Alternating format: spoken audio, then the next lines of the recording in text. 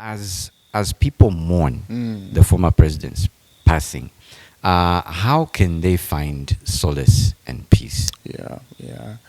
Well, first of all, we recognize that, like you have mentioned, it's a tough time. It's a difficult moment. A lot of factors around his passing on that make it difficult for the nation. But I think the Bible does teach us quite a number of lessons, and especially how our response in times like these ought to be appropriate. That's right. And Job comes to my mind, how that here is a man that lost everything in a split of a second. Talk about his wealth, talk about his family, talk about his health, and yet look at the way that he responded. And from Job's experience, actually, we can learn 6 things that must characterize our response in times of pain, in times of loss, and in times of affliction. One of the very first things that Job does when he receives the news of what he has lost, we are told Job simply fell to the ground and worshipped God. Wow. And that simply shows us how that Job was able to approve and accept what God had permitted to come his way. That's right.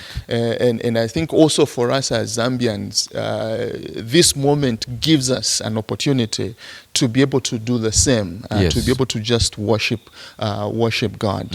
But number 2, you also notice that Job would acknowledge his helplessness. Oh, yes. He says, naked I came, and naked I will return. That's right. And simply just showing us that, look, we are helpless. We are helpless. And in these moments of being helpless, there's only one place that we can turn to. And that place is God. And it's for that reason that he, first of all, would worship God. Number 3, Job acknowledges God's providence. Wow. He acknowledges God's providence. He says, the Lord gave and the Lord has taken, may his name be praised. Wow. And I think that's what we should also acknowledge. Yes. We may not understand the circumstances and the reasons why God would choose things to happen this way. That's right. And for the former head of state to be able to pass on at a time such as this.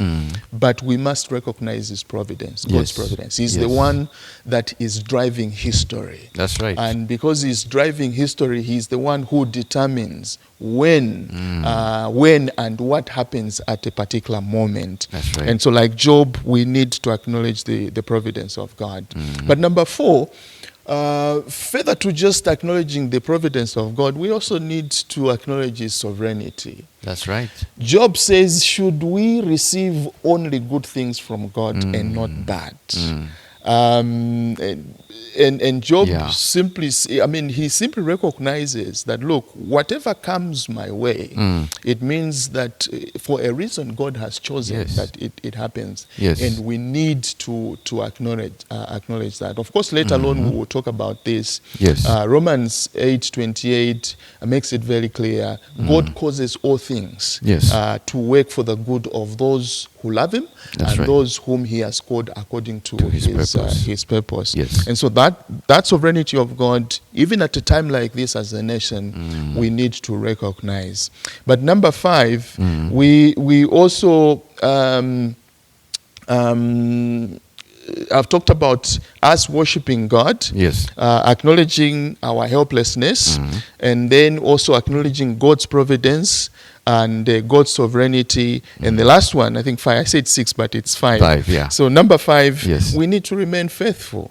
We need to remain faithful, because it is at times like these when people are asking many questions, and out of confusion, that sometimes the temptation comes that perhaps turning away from God would be the answer. That's it. But I think it should be able to do the opposite. We should run to God. Yes. And should remain faithful to Him. Yes. He has allowed this. Between us and Him, He knows better. Yes. And if He has allowed it, He knows why He has.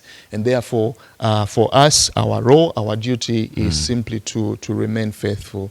And I think that is what should define our response at a time such as this. Yes, and I think that's really, really crucial.